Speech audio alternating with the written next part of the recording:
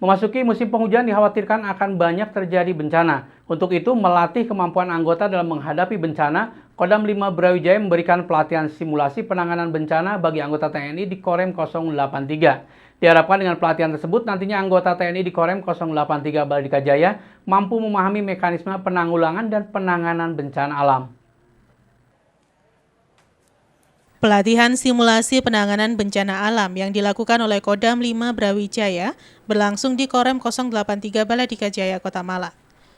Sebelum pelatihan yang diikuti oleh puluhan anggota TNI di Korem 083 Baladika Jaya dimulai, peserta diwajibkan menerapkan protokol kesehatan seperti mencuci tangan, mengukur suhu tubuh, semprot disinfektan dengan melewati bilik penyemprotan, memakai masker, dan menjaga jarak duduk.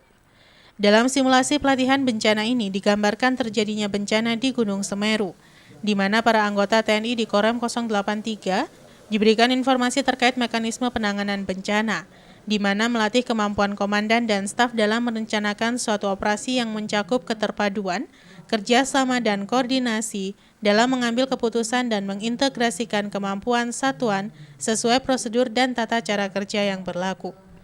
Dalam posko tersebut, Korem 083 Baladika Jaya melaksanakan operasi bantuan kepada Pemda di wilayahnya untuk memberikan bantuan penanggulangan terjadinya bencana alam sesuai topologi.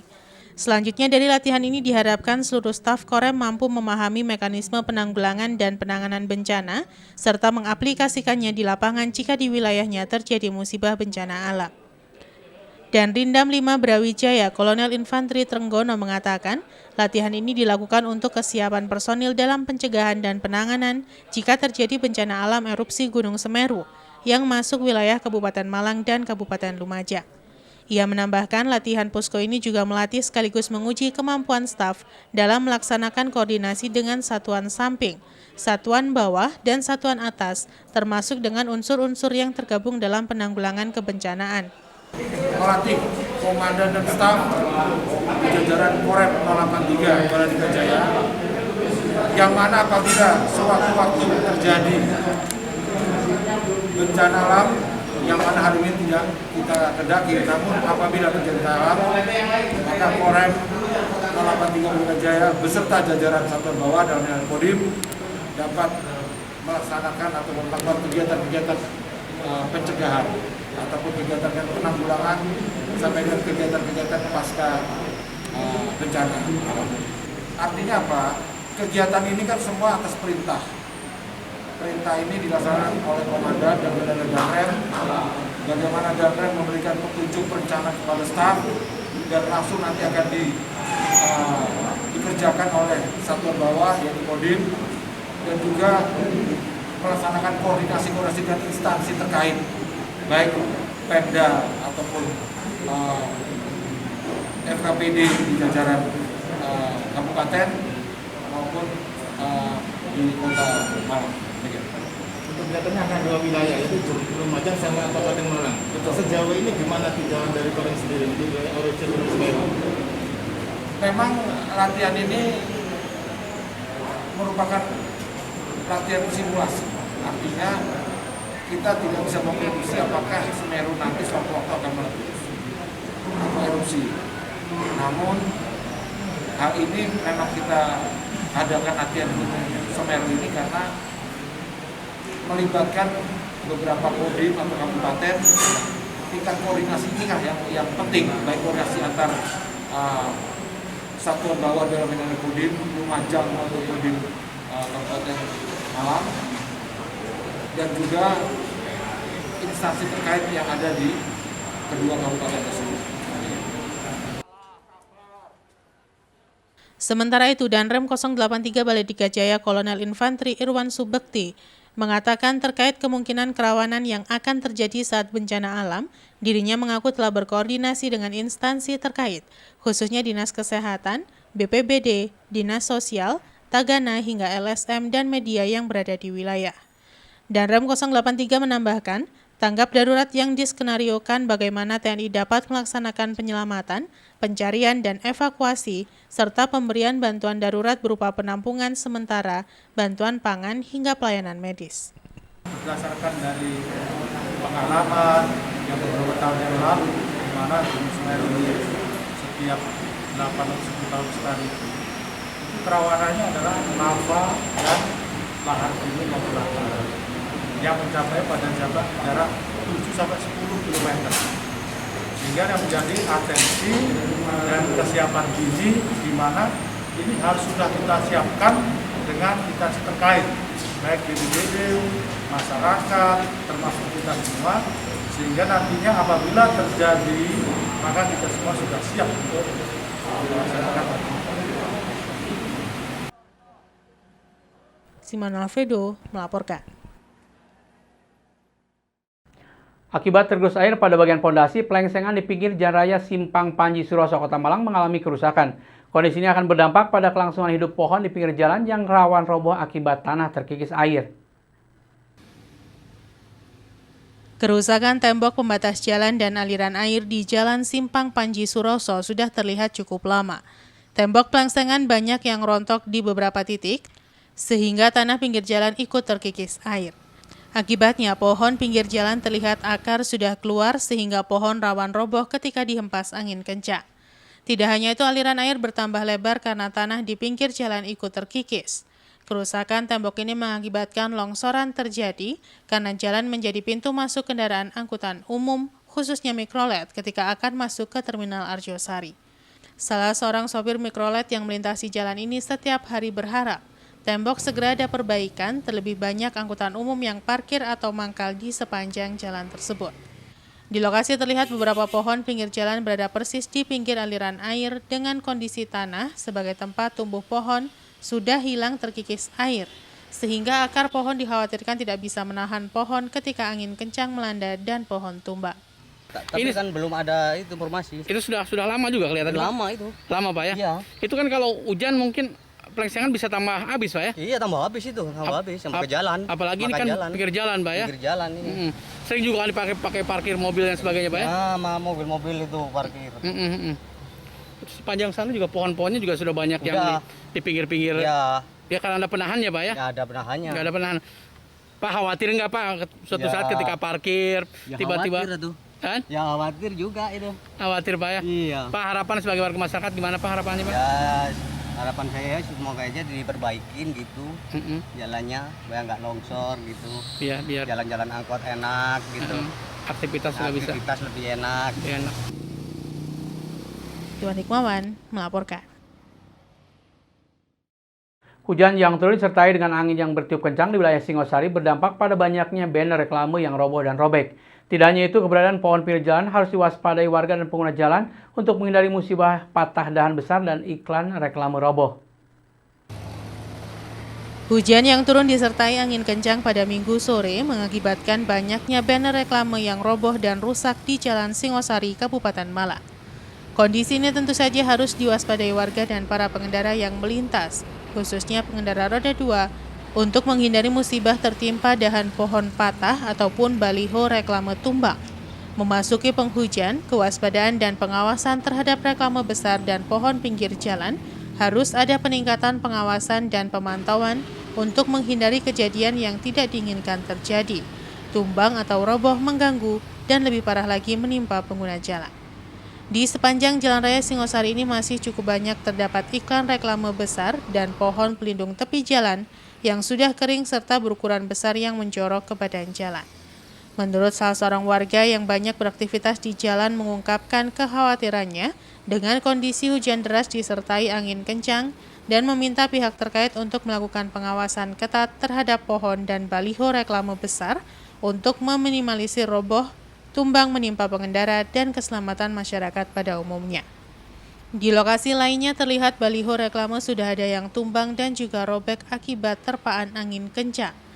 Tidak hanya itu, pohon kering di pinggir jalan harus segera dilakukan pemotongan untuk keselamatan pengguna jalan dan kelancaran arus lalu lintas. Besar hujannya Pak? Iya, hujan angin. Itu kelihatan sobek Pak ya? Iya. Sampai ke jalan raya ini. Anunya Pak ya? Di sebelah sana juga terdapat juga banyak juga titik Pak, titik yang pohon-pohon itu. Pohon, kemudian apa itu Pak? Reklame juga banyak juga yang kecil-kecil juga Pak ya? Pak, ada kekhawatiran sebagai warga masyarakat Pak ya? Ketika beristirahat tiba-tiba iklan reklame rubuh, ada kekhawatiran seperti itu Pak? Iya. Gimana? Iya, kalau pohon roboh itu. Iya. Kasihan. Berarti harapannya seperti apa supaya masyarakat itu? Dipangkas tuh. Ada anak ya? Pemangkasan. Yang ke jalan-jalan. Ya. Iwan Hikmawan melaporkan. Terima kasih Anda masih bersama kami Info 7 Malang Raya. Sempat turun dan dijual dengan harga Rp28.000 per kilogram, harga jual daging ayam potong kembali melonjak. Saat ini harga jual daging ayam potong di kisaran Rp35.000 per kilogram. Naiknya harga daging ayam potong dipengaruhi oleh minimnya pasokan dari peternak ke pedagang. Harga jual daging ayam di pasar tradisional Kota Malang kembali mengalami lonjakan. Harga daging ayam potong yang sebelumnya dijual dengan harga Rp28.000 per kilo, mengalami lonjakan harga dan saat ini dijual dengan harga Rp35.000 per kilogramnya. Menurut pedagang, sebelumnya ayam potong dijual dengan harga Rp28.000 per kilogram. Namun awal pekan ini, harga ayam potong mengalami lonjakan menjadi Rp35.000 per kilogramnya. Pedagang juga memastikan naiknya harga daging ayam potong ini salah satu penyebabnya yakni stok yang sedikit dan pasokan dari peternak yang berkurang. Selain itu, naiknya harga daging ayam potong diperkirakan karena menjelang akhir tahun. Sedangkan naiknya harga ayam potong juga berdampak pada daya beli masyarakat, di mana permintaan pasar menjadi sepi. Sementara, dipastikan harga jual ayam potong akan terus melonjak menjelang akhir tahun. Naik. Sebelumnya berapa, Bu? Sebelumnya 30, 32, langsung sekarang 35. Ya, itu naiknya pengaruh apa ini, Bu?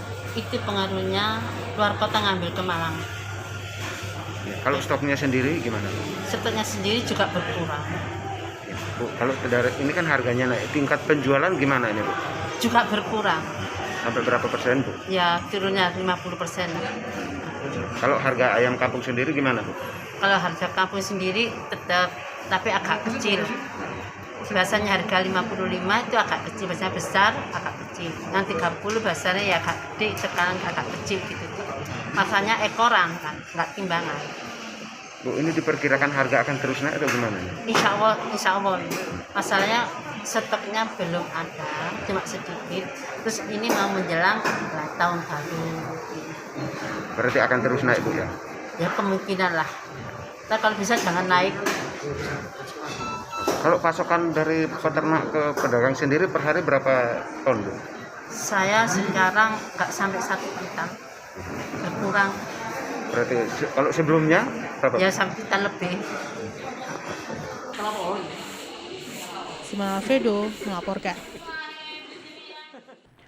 Memasuki fase normal baru pandemi COVID-19, masih banyak desa wisata di Kota Batu yang masih enggan untuk memulai kembali aktivitasnya dengan berbagai alasan. Wali Kota Batu akan mengumpulkan pelaku wisata desa agar mampu bangkit dari pandemi dan mendongkrak kembali ekonomi pariwisata di pedesaan.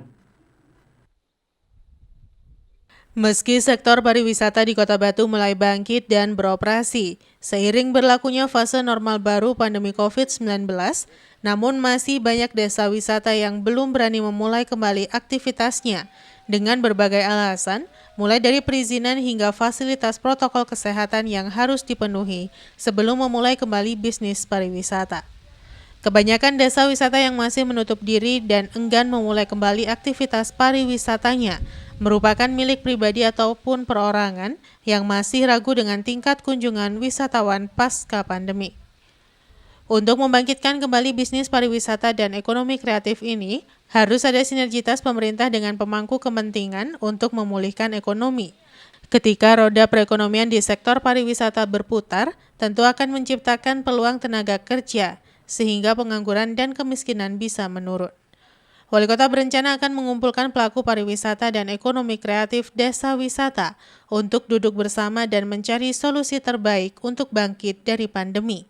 Tentunya sesuai dengan adaptasi kebiasaan baru atau new normal agar senantiasa mematuhi protokol kesehatan.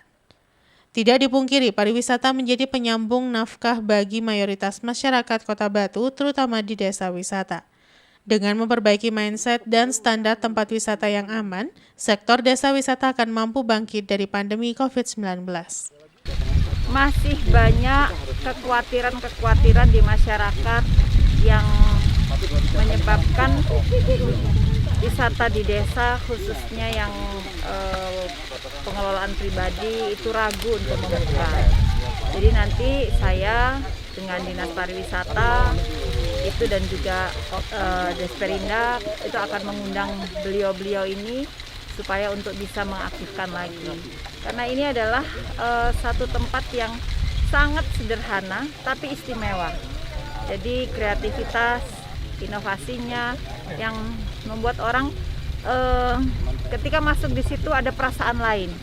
Nah, ini adalah hal yang sangat bagus untuk meningkatkan imun, yang membuat orang senang, bahagia. Insya Allah ini akan saya coba untuk memanggil dan biar aktif kembali. Ya. Yanto Yancung melaporkan. Terima kasih Anda masih bersama kami Info 7 Malang Raya. Memanfaatkan melimpahnya sampah organik limbah rumah tangga yang biasanya langsung dibuang ke tempat sampah, ibu-ibu PKK Kecamatan Bumiaji Kota Batu memanfaatkan sampah berupa kulit buah ataupun sayuran menjadi cairan pembersih yang memiliki multifungsi ekoenzim. Cairan fermentasi ini bermanfaat dan ramah lingkungan. Pandemi COVID-19 tak menyurutkan semangat ibu-ibu PKK Kecamatan Bumiaji Kota Batu untuk terus berkarya. Melimpahnya sampah organik limbah rumah tangga yang biasanya langsung dibuang ke tempat sampah dan membuat permasalahan lingkungan, membuat PKK Kecamatan Bumiaji mengajak kader dan juga ibu-ibu rumah tangga di Kecamatan Bumiaji mencoba mengurangi permasalahan sampah ini. Sampah organik limbah rumah tangga berupa sampah kulit buah ataupun sayuran ternyata bisa berguna jika diolah dengan benar. Sampah organik ini bisa diolah menjadi cairan pembersih yang multifungsi ekoenzim. Ekoenzim cairan fermentasi sampah organik ini memiliki banyak manfaat bagi manusia dan yang terpenting ramah lingkungan. Dengan telaten pengurus PKK tingkat desa dan tingkat kecamatan ini mencacah sampah kulit buah dan sayuran yang belum busuk, kemudian memasukkannya ke dalam air dan menambahkan tetes tebu ke dalamnya. Ketua Tim Penggerak PKK Kecamatan Bumiaji menjelaskan, pelatihan pembuatan ekoenzim ini digelar untuk menambah pengetahuan dan kemampuan ibu-ibu PKK dalam memanfaatkan limbah sampah organik yang melimpah. Selain bermanfaat, lewat kegiatan ini otomatis bisa mengurangi sampah basah di Kecamatan Bumiaji. Ini kegiatan PKK tujuannya untuk mengurangi sampah menuju ke TPA, biar sampah basah itu bermanfaat. Selama ini kan basah, sampah kering yang diambil, sampah basahnya kan kebuang.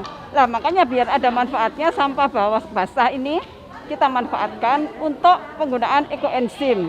Sedangkan ekoenzim itu sendiri banyak kegunaannya, manfaatnya banyak untuk pembersih lantai, untuk antiseptik, untuk banyak hal, banyak tentang ini. Ada modulnya, nanti bisa kita kasihkan modulnya.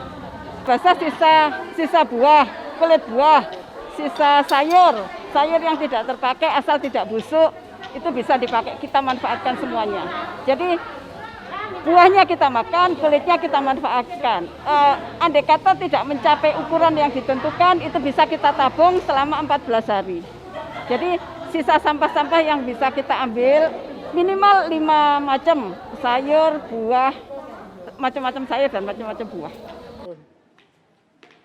Proses pembuatan ekoenzim ini cukup mudah dengan mencampur sampah organik berupa kulit buah dan sayur minimal 4 macam atau lebih ke dalam wadah berisi air dan kemudian dicampur dengan gula tetes tebu sebagai stimulan fermentasinya.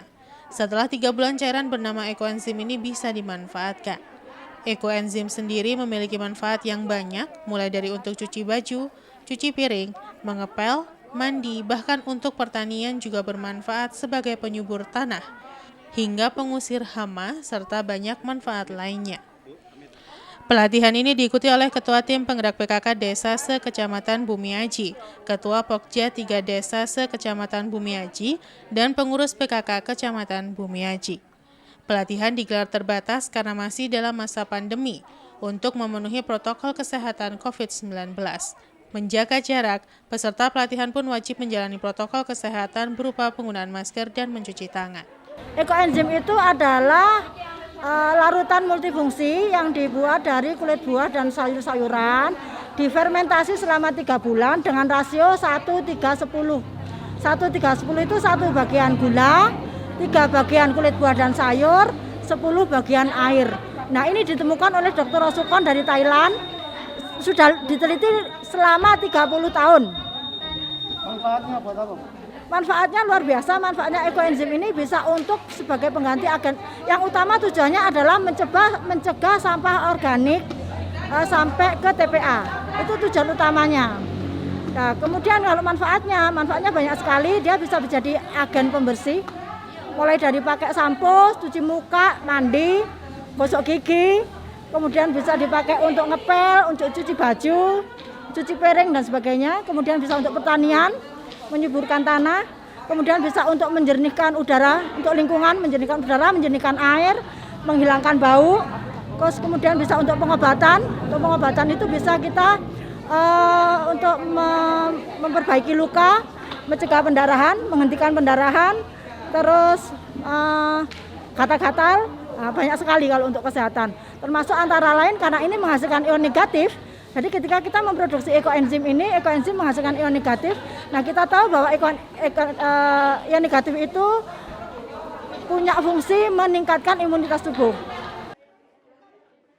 Yanto Yancung melaporkan.